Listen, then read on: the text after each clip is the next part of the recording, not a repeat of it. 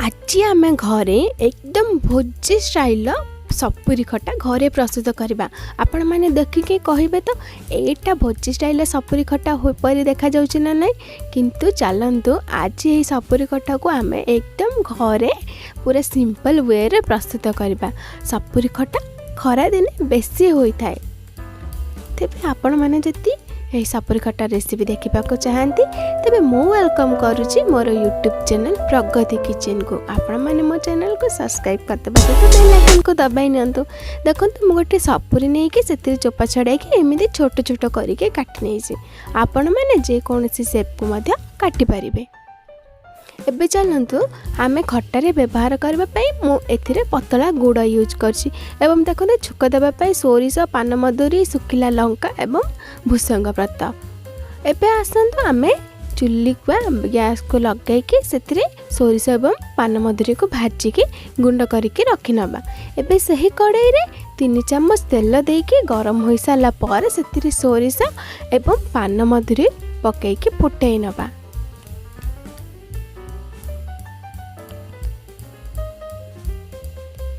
एबे आसतु से समय आम 3-4 रसुण को ऐड करनबा एवं एबे से सुखिला लंका को पकाईदबा। एबे चलते ये सब को टिके भाजीदबा। एबे आसतु आम भूसंग पत्र ऐड करनबा। एबे ये सब को आम भल भाव में मिसाइकी 1 मिनट जाए कुक करबा।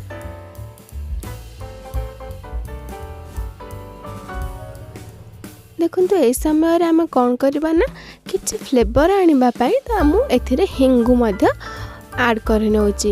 ये सब को आम भल भाव में मिसाईदबा। चलते एबे आम जो पूर्वर काटी रखी सपुरी से सपुरी को एथिरे पकईदबा। पकईकी आम से छुंक देइथिबा मसला सहित भल भाव में घोड़ाई नबा।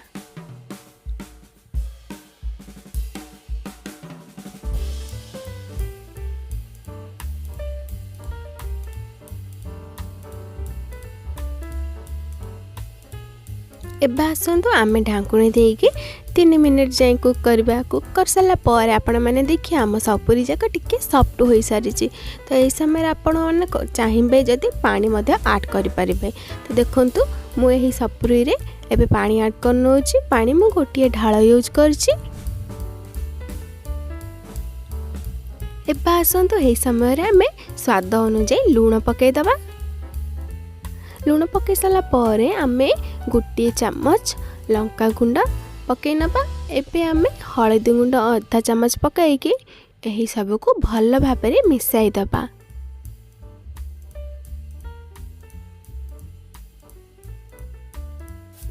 एबे आसतु आमे यही सब को रांधिबा पई एथिरे ढाकुणी दे दबा एवं ढाकुणी दे सारा पर आमे 10 मिनट जाए यह कुक बा रांधिबा पई छाड़ी दबा।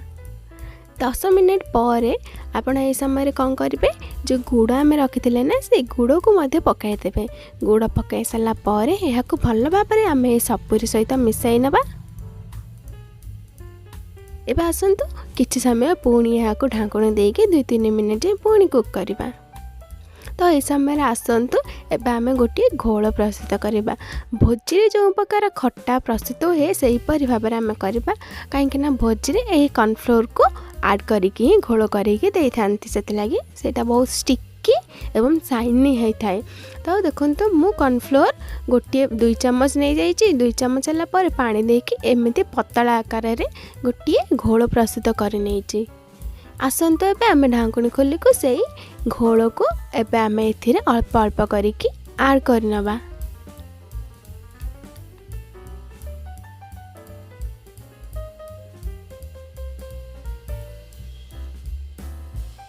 देखंतु जिते बेले आपण ए कॉर्नफ्लोर घोलटा को पकेबा ना सेते बेले गैस रो फ्लेम को लो रखिके ही पकेबे, नचेत एही कॉर्नफ्लोर जा जल्दी गाढ़ हेबा सहित आमर से पैन रे लागी जाइके पोड़ी जीवो। सेति लागी एहा को लो फ्लेम रे ही पकेइके एमिति घोड़ाई नेबे। देखंतु मो स्लरीटा पको पको ही आमर खट्टारे केते स्टिकी हो जाइए, माने टिके गाढ़ टाइप रो हो सारी। एबे आसतु आम से सोरिष एवं पानमधुरीर गुंड को यही समय पकाई नबा। एबे आम यहाँ भल भाव में मिसाई दबा खट्टारे।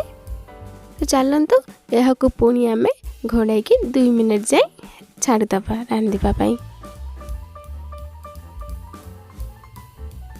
देखो 2 मिनट पर आमर सपुरी खटा रेडी हो सारी। एबे आपण माने जेकोसी पैन रे बा थाली किंबा गिन्नारे किंबा प्लेट रे सर्व करंतु एवं गरम गरम यह परोटा पूरी भात सहित एंजॉय करंतु।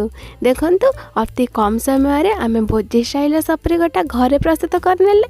देखिबा पई जेतिकी स्टिकी होइथिला शाइनी होइथिला एवं सुंदर भी होइथिला ना, खाइबा पई मध्य सेतिकी टेस्टी होइथिला। तो आपण माने मध्य घरे सपुरी खटा प्रस्तुत करंतु एवं मो वीडियो को शेयर करबा सहित लाइक करबा सहित गोटे सुंदर कमेंट कर दियंतु। तो रहूची फ्रेंड्स, जय जगन्नाथ।